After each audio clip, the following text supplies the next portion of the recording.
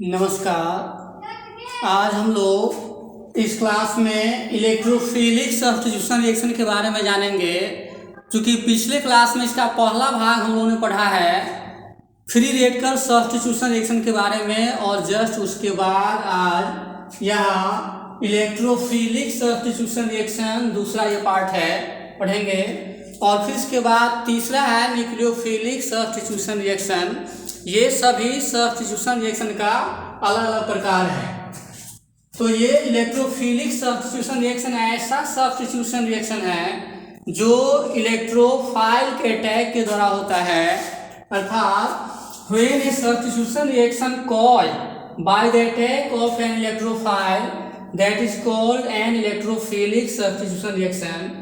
अर्थात ऐसा substitution reaction जो इलेक्ट्रोफाइल के अटैक के द्वारा होता है उसे हम इलेक्ट्रोफिलिक सब्स्टिट्यूशन रिएक्शन के नाम से जानते हैं। यहाँ इसका एग्जाम्पल हो जाएगा, ये बेंजीन है, इस पर इलेक्ट्रोफाइल का अटैक होता है तो यहाँ इलेक्ट्रोफाइल आ जाएगा और H प्लस यहाँ आ जाएगा।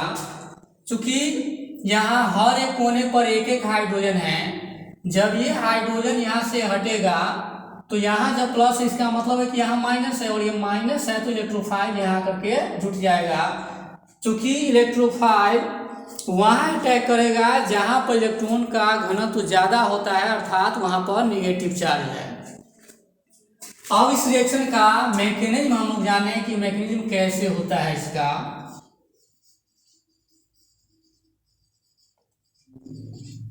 इस रिएक्शन का मैकेनिज्म होगा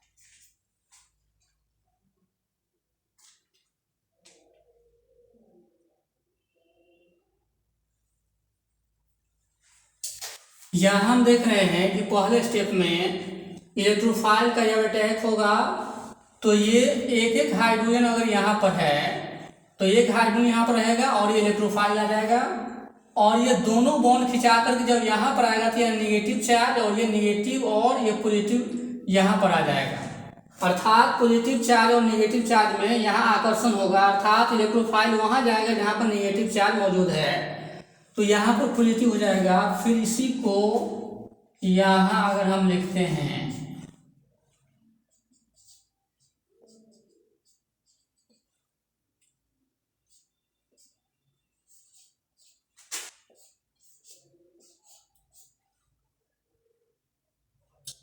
फिर ये पॉजिटिव चार्ज यहाँ पर आ जाता है, और फिर यहाँ ये पॉजिटिव चार्ज यहाँ पर आ जाएगा तो ये बॉन्ड यहाँ पर आ जाएगा। और यहाँ पर हम देख रहे हैं कि ये जो पॉजिटिव चार्ज यहाँ से लेकर के यहीं तक आ रहा है। अब इस ग्रुप पर न्यूक्लियोफाइल जब आएगा, इसका अगला ग्रुप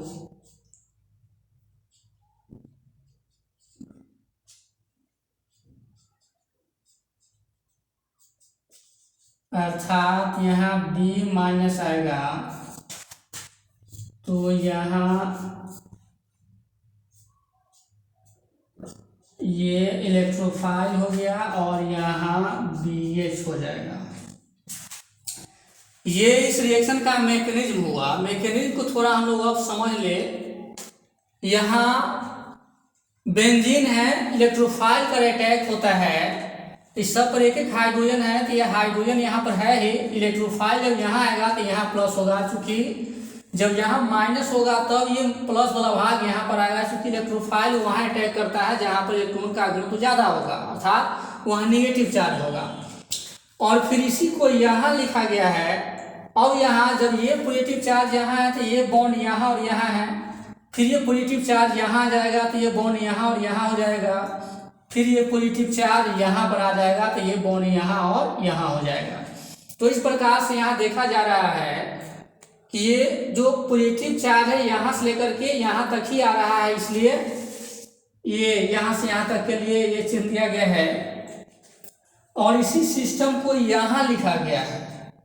और इस पर फिर कोई अन्य ग्रुप आएगा जो न्यूक्लियोफाइल होगा तो ये हाइड्रोजन के साथ यहाँ पर आ जाएगा, क्योंकि यहाँ H+ है और B- मिलकर के यहाँ एक अलग कंपाउंड बनाएगा। तो इस तरह से हम यहाँ देख रहे हैं कि इस रिएक्शन क्या मैकेनिज्म हो जाता है, अर्थात इलेक्ट्रोफिलिक सब्स्टिट्यूशन रिएक्शन का ये मैकेनिज्म होगा। अब इसमें एक और एग्जाम्पल लेते हैं जो बेंजीन का क्लोरीनेशन होता है, अर्थात जब बेंजीन को क्लोरीन के साथ एल्युमिनियम क्लोराइड की उपस्थिति में अभिक्रिया कराते हैं तो क्लोरोबेंजीन प्राप्त होता है।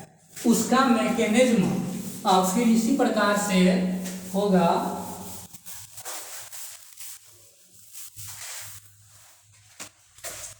इसका एक एग्जाम्पल ले लें, क्लोरीनेशन ऑफ बेंजीन।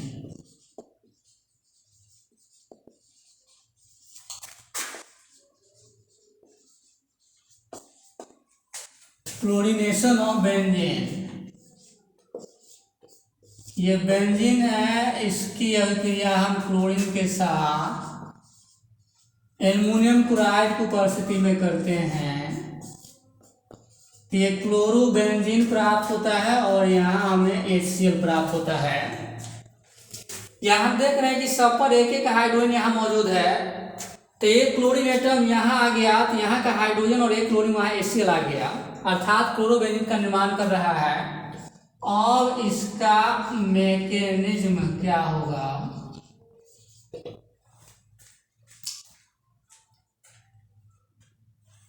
यहाँ पहले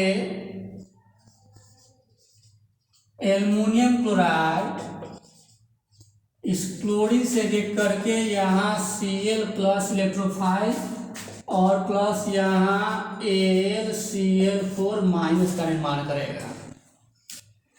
जब बेंजीन क्लोरीन के साथ अभिक्रिया कर एल्युमिनियम क्लोराइड की उपस्थिति में क्लोरोबेंजीन का निर्माण करता है तो यहाँ इसके मैकेनिज्म में पहले स्टेप में यहाँ एल्युमिनियम क्लोराइड की अभिक्रिया हम क्लोरीन के साथ करते हैं तो ये Cl+ और AlCl4- में बदल जाता है, अर्थात ये इलेक्ट्रोफाइल हुआ। अब यहाँ इसी बेंजीन पर इलेक्ट्रोफाइल यहाँ Cl+ का अटैक होगा तो यहाँ आपको हाइड्रोजन आ जाता है, यहाँ क्लोरीन और ये पॉजिटिव चार्ज यहाँ और ये बॉन्ड यहाँ और यहाँ H+ आ जाता है, ये हाइड्रोजन यहाँ पर H+।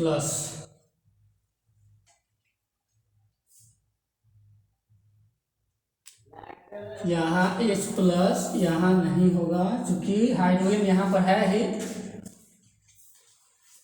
अब इसी को यहाँ हम लिखते हैं, यहाँ हाइड्रोजन और यहाँ क्लोरीन, ये बॉन्ड यहाँ और ये बॉन्ड यहाँ। फिर इसी तरह से ये पॉजिटिव चार्ज है, ये यहाँ पर आएगा तो ये बॉन्ड यहाँ और फिर यही पॉजिटिव चार्ज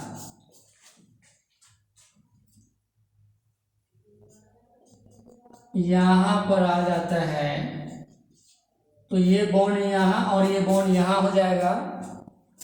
और यहाँ हम देख रहे हैं कि ये पॉजिटिव चार्ज यहाँ से लेकर के यहीं तक आ रहा है, इसलिए यहाँ हम ऐसे इसको लिख सकते हैं।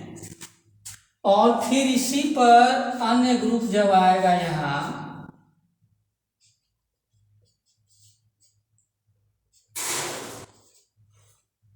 यहाँ पर AlCl4- तो यहाँ पर हो जाएगा क्लोरोबेंजीन और प्लस यहाँ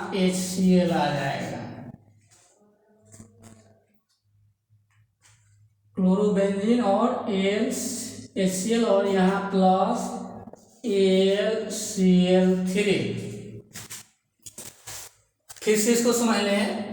जब यहाँ बेंजीन का क्लोरीनेशन करते हैं तो जब बेंजीन का विक्रिया क्लोरीन के साथ एल्युमिनियम क्लोराइड की उपस्थिति में किया जाता है तो यहाँ क्लोरोबेंजीन और हाइड्रोजन क्लोराइड का निर्माण होता है।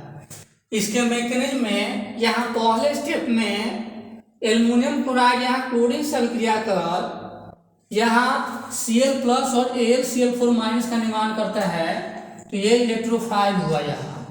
अब इस बेंजीन पर इस इलेक्ट्रोफाइल का अर्थात Cl प्लस का अटैक होगा तो ये क्लोरीन यहाँ जाएगा, क्योंकि यहाँ हाइड्रोजन है ही, तो ये बॉन्ड यहाँ पर आ गया तो यहाँ माइनस और यहाँ प्लस, और चूंकि यहाँ माइनस है तभी यहाँ प्लस का अटैक होगा, यहाँ माइनस पर ही इलेक्ट्रोफाइल का अटैक होगा। चूंकि इलेक्ट्रोफाइल वहां जाता है जहां पर इलेक्ट्रॉन का घनत्व अधिक होता है, अर्थात निगेटिव चार्ज होता है।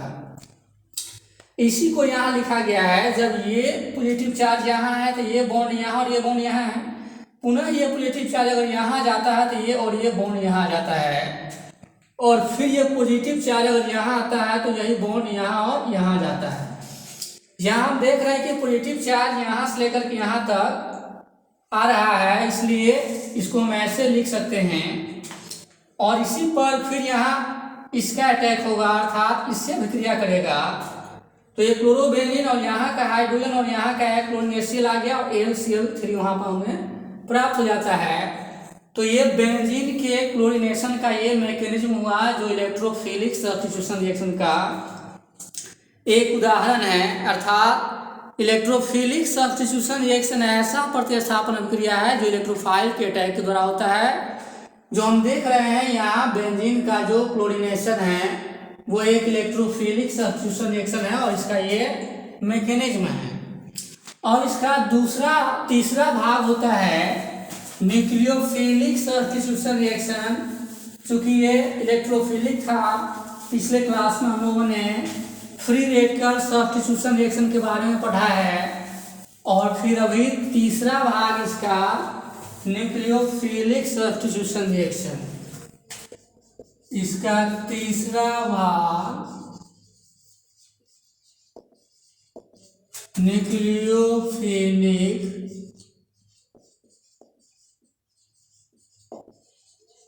Substitution reaction.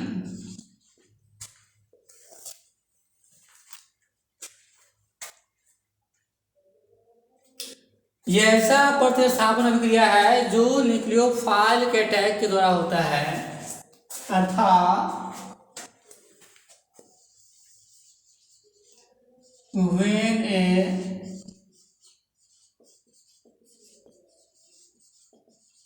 substitution reaction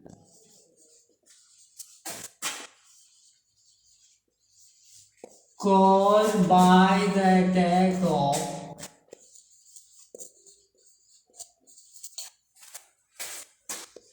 a nucleophile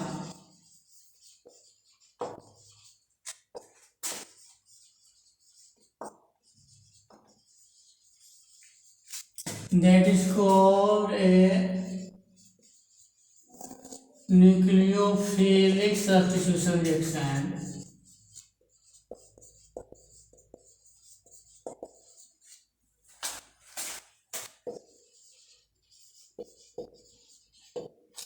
अर्थात ऐसा सब्स्टिट्यूशन रिएक्शन जो न्यूक्लियोफाइल के अटैक के द्वारा होता है उसे हम न्यूक्लियोफिलिक सब्स्टिट्यूशन रिएक्शन के नाम से जानते हैं।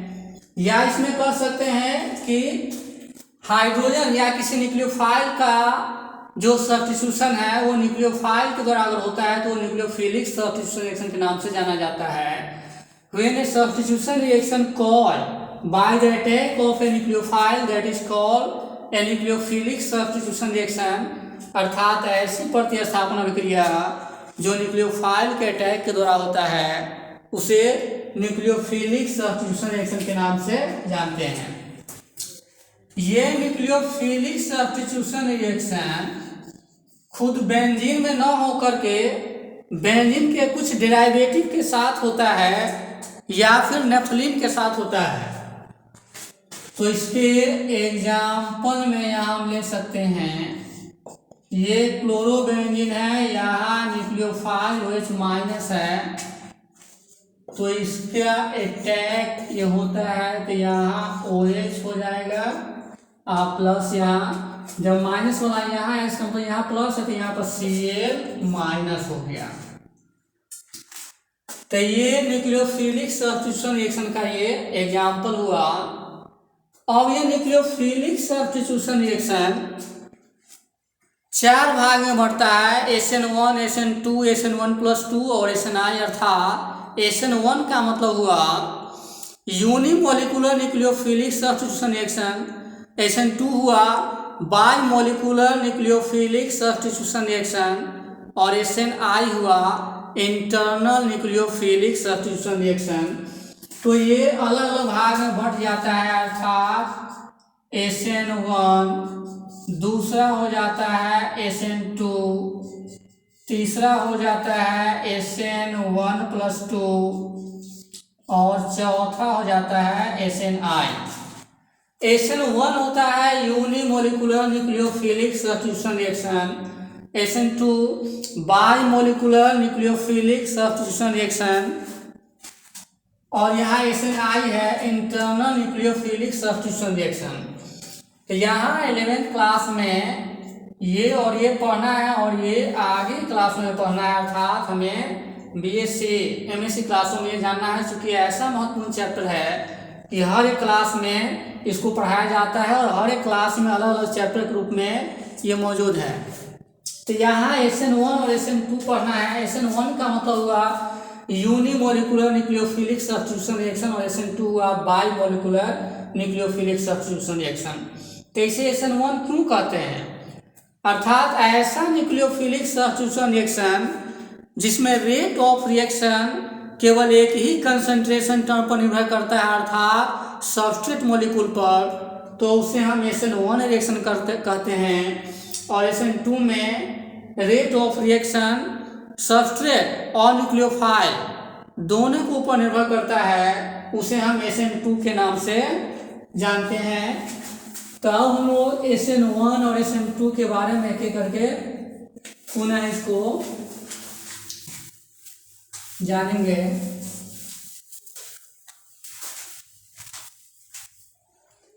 SN1 अर्थात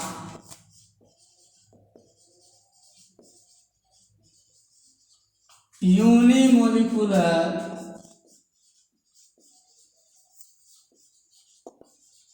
nucleophilic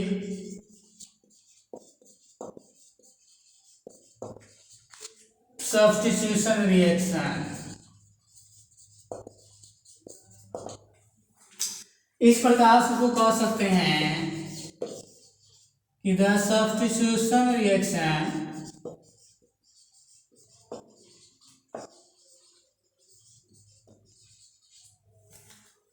in which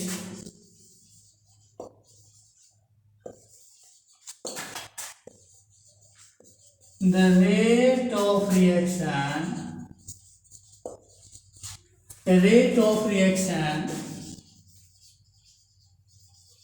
depends upon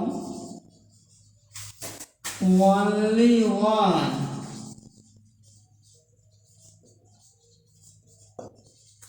concentration term, that is substrate molecule.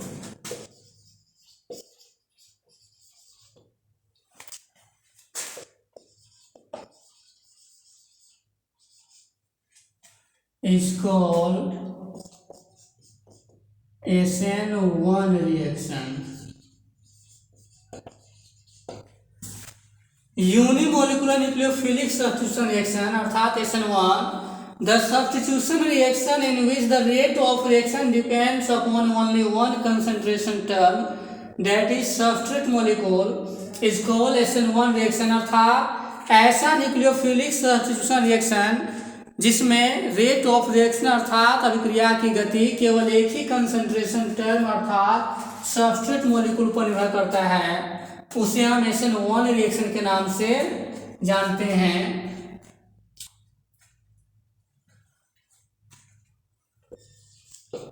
इसका एग्जाम्पल लेते हैं। ये सबस्ट्रेट मॉलिक्यूल हुआ और ये न्यूक्लियोफाइल हुआ। तो यहाँ RNU और जब यहाँ प्लस तो ये माइनस वाला यहाँ आएगा, तो यहाँ X माइनस हो जाएगा। तो यहाँ लिखेंगे रेट ऑफ रिएक्शन, ये प्रोपोर्शनल टू केवल सबस्ट्रेट मॉलिक्यूल, यहाँ RX है। ये सबस्ट्रेट मॉलिक्यूल है और ये न्यूक्लियोफाइल है। तो इसमें कह रहा है कि ऐसा न्यूक्लियोफिलिक ऐसा सब्स्टिट्यूशन रिएक्शन जिसमें रेट ऑफ रिएक्शन केवल एक ही कंसंट्रेशन टर्म पर निर्भर करता है, अर्थात सबस्ट्रेट मॉलिक्यूल पर निर्भर करता है, इसीलिए इसको हम SN1 unimolecular nucleophilic substitution reaction के नाम से जानते हैं। और फिर ऐसा सब्स्टिट्यूशन रिएक्शन जिसमें रेट ऑफ रिएक्शन दोनों कंसंट्रेशन टर्म अर्थात सबस्ट्रेट मॉलिक्यूल और रिएजेंट अर्थात न्यूक्लियोफाइल दोनों पर निर्भर करता है, तो उसे SN2 रिएक्शन के नाम से जाना जाता है। तो ये अभिक्रिया 2 चरणों में संपन्न होता है। पहले चरण में कार्बोनियम आयन का निर्माण होता है और दूसरे चरण में यहाँ प्रोडक्ट का निर्माण होता है। कार्बोनियम आयन का निर्माण एक स्लो स्टेप होता है और प्रोडक्ट का निर्माण एक फास्ट स्टेप होता है। तो इस तरह से इसका हम लोग एक और एग्जांपल यहाँ पर लें।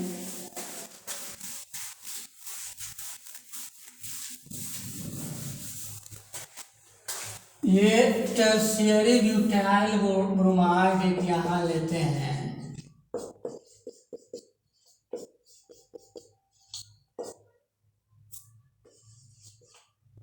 ये कार्बन टर्शियरी कार्बन है, इसलिए टर्शियरी ब्यूटाइल ब्रोमाइड हुआ। चूंकि यहाँ 4 कार्बन का ब्यूटाइल हुआ और सिस्टम है टर्शियरी, तो ये टर्शियरी ब्यूटाइल ब्रोमाइड हुआ। यहाँ न्यूक्लियोफाइल का अगर अटैक होगा तो ये टर्शियरी ब्यूटाइल अल्कोहल बनाएगा और यहाँ पर Br माइनस आ जाएगा। चूंकि ये प्लस तो ये माइनस वाला भाग यहाँ आएगा, तो ये Br माइनस हो गया। अब इसके मैकेनिज्म में हम देखेंगे कि पहले स्टेप में क्या होता है। यहाँ पहले स्टेप में कार्बोनियम आयन का निर्माण होता है।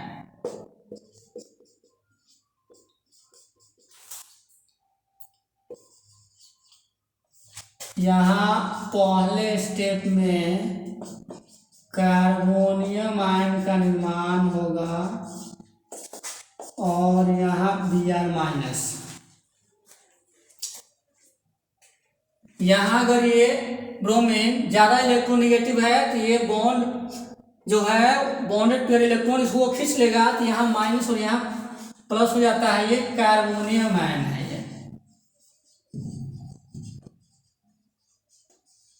तो ये कार्बोनियम आयन का निर्माण ये स्लो स्टेप कहलाता है। और फिर यहाँ प्रोडक्ट का जो निर्माण होगा वो फास्ट स्टेप होता है।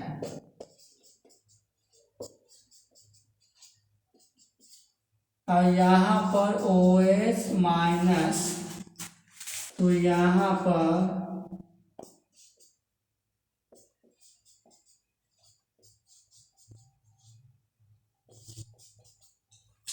टर्शियरी ब्यूटाइल अल्कोहल का यहाँ निर्माण होता है। ये फास्ट स्टेप होता है। तो यूनिमोलिकुलर न्यूक्लियोफिलिक सब्स्टिट्यूशन रिएक्शन में कार्बोनियम आयन का जो निर्माण होता है वो स्लो स्टेप है और जो प्रोडक्ट का निर्माण होगा वो फास्ट स्टेप है। यहाँ हम देख रहे हैं कि टर्शियरी ब्यूटाइल ब्रोमाइड है। चूंकि ये कार्बन टर्शियरी कार्बन है और यहाँ 4 कार्बन है तो वो ब्यूटेन हुआ, तो टर्शियरी ब्यूटाइल ब्रोमाइड हुआ। और यहाँ टर्शियरी ब्यूटाइल अल्कोहल का निर्माण हो रहा है। ये 2 चरणों में संपन्न होता है। पहले चरण में कार्बोनियम आयन का निर्माण होता है और दूसरे चरण में यहाँ प्रोडक्ट का निर्माण होता है। तो कार्बोनियम आयन का निर्माण एक स्लो स्टेप होता है और प्रोडक्ट का निर्माण एक फास्ट स्टेप होता है। तो इस प्रकार से यहाँ यूनिमोलिकुलर न्यूक्लियोफिलिक सब्स्टिट्यूशन रिएक्शन संपन्न हो जाता है। अब इसका दूसरा भाग है बाइमोलिकुलर न्यूक्लियोफिलिक सब्स्टिट्यूशन रिएक्शन। ये ऐसा प्रतिस्थापन अभिक्रिया है जिसमें रेट ऑफ रिएक्शन दोनों कंसंट्रेशन टर्म पर निर्भर करता है। का दूसरा हो गया SN2 अर्थात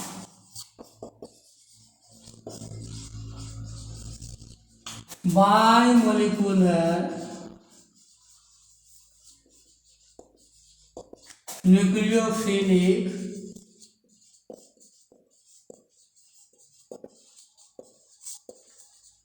substitution reaction.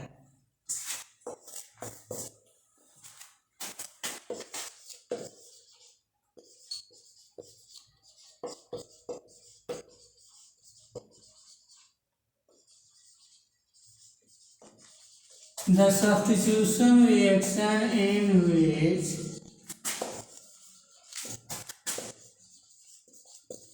the rate of reaction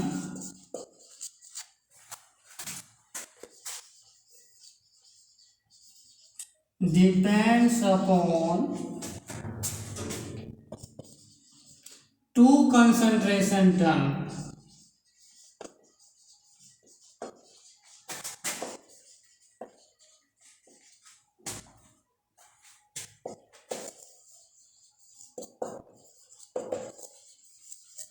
That is called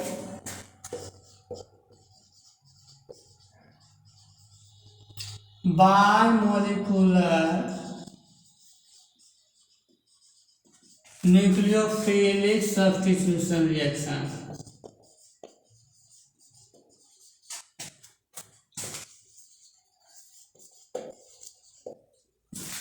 SN2 जिसका फुल फॉर्म होता है बाइमोलिकुलर न्यूक्लियोफिलिक सब्स्टिट्यूशन रिएक्शन अर्थात the substitution reaction in which the rate of reaction depends upon two concentration terms, that is called bimolecular nucleophilic substitution reaction। अर्थात ऐसा प्रतिस्थापन अभिक्रिया जिसमें अभिक्रिया की गति दोनों कंसंट्रेशन टर्म अर्थात सब्स्ट्रेट मॉलिक्यूल और रिएजेंट अर्थात न्यूक्लियोफाइल दोनों पर निर्भर करता है, तो उसे हम SN2 रिएक्शन कहते हैं।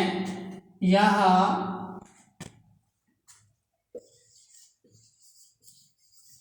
रेट ऑफ रिएक्शन ये प्रोपोर्शनल टू होगा आपको रिएजेंट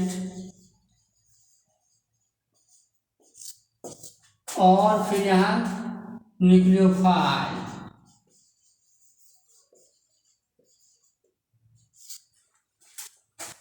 अर्थात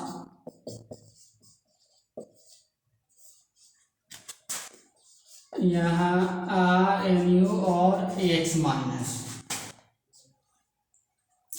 तो इसमें हो जाएगा रेट ऑफ रिएक्शन यहाँ RS के ऊपर भी और यहाँ NU माइनस। चूंकि इस अभिक्रिया में अभिक्रिया की गति दोनों कंसंट्रेशन टर्म पर निर्भर करता है, इसलिए इसको बाइमोलिकुलर न्यूक्लियोफिलिक सब्स्टिट्यूशन रिएक्शन के नाम से जाना जाता है।